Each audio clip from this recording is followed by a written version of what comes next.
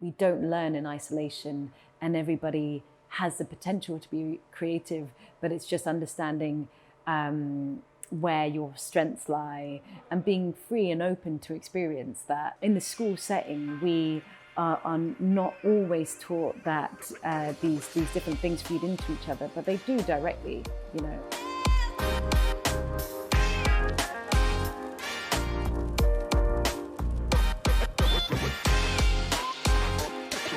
So I wanted to ask a question around like creativity, how we engage with our creativity, but in a school setting.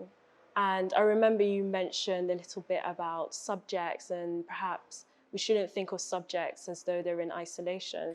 Well, I think everyone's an artist. I think everyone has the capability to be creative. It's just harnessing how we do that.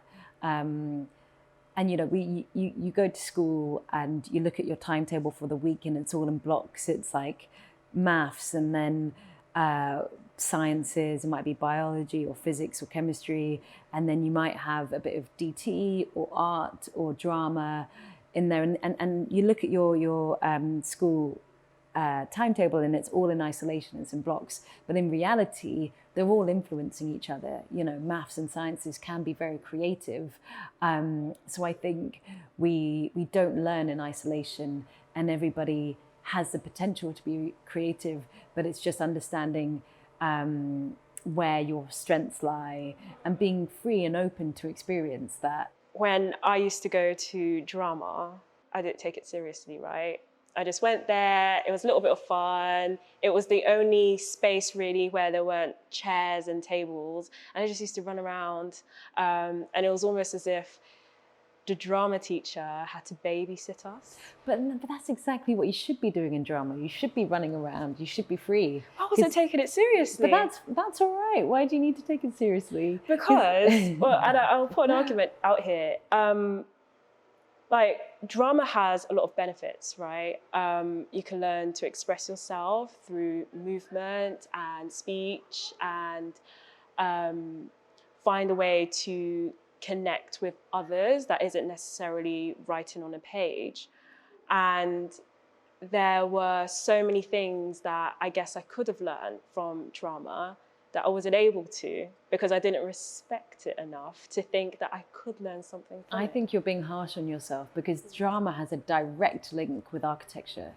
It's you know, as clear as day to me, because in architecture school, so when you're doing your degree, if you choose to do architecture, you do your work, you draw up designs, say it's a school that you're designing, and then there's a process of actually pinning up what you've designed, the mood board that you've created, the spaces that you've designed together to form a building.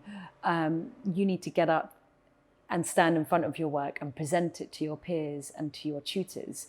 And you can't do that without having done drama at school. Like, that kind of empowers you to speak about your work. It's communication skills, it's kind of battling back nerves to actually talk about your work. So I think these all feed into each other. You might not enjoy English so much, but you might enjoy reading lines from a play in your drama class, and that has a direct link. So I think in the school setting, we are not always taught that these different things feed into each other, but they do directly, you know. So we've been told CVs are very important, especially if you want to demonstrate an interest in a particular area. We've also been learning a little bit about portfolios and how that could actually showcase some of the work and projects that you've been on, and some of the things that you've been able to do by stepping up to certain challenges and competitions.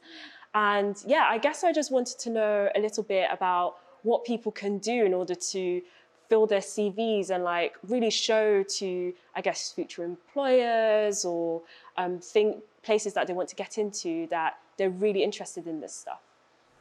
I think as well as having your portfolio from your art classes at school and things like that.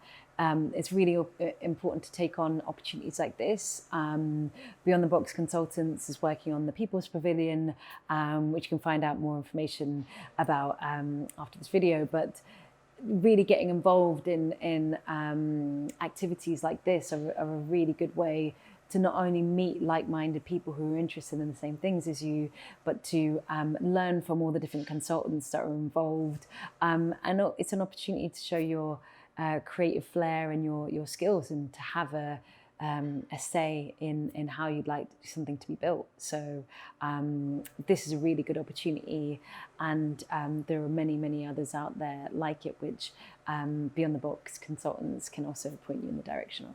Do you have any advice for someone who might take on this opportunity and thinking about where you are now, what could actually really help them, like that one piece of advice that you wish you would have had when it comes to programming events for other people?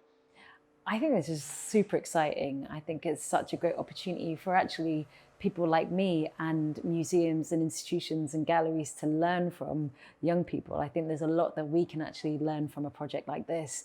So it's really a two-way communication.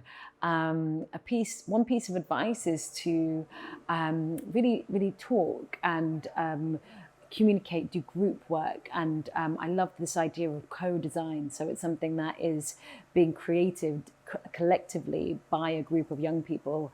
I think that's an incredibly useful tool, and you'll get a lot from that process.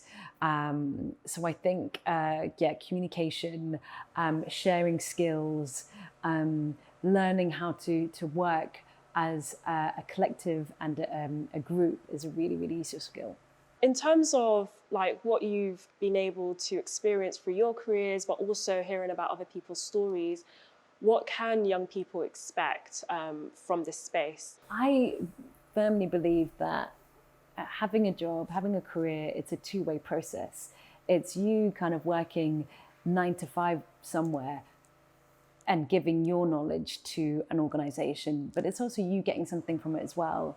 Having a career is about personal growth and enjoyment.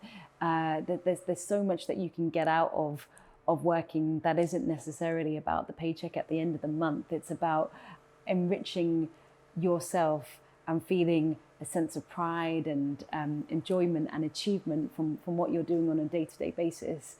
And I think everyone has the opportunity and the capability to do that.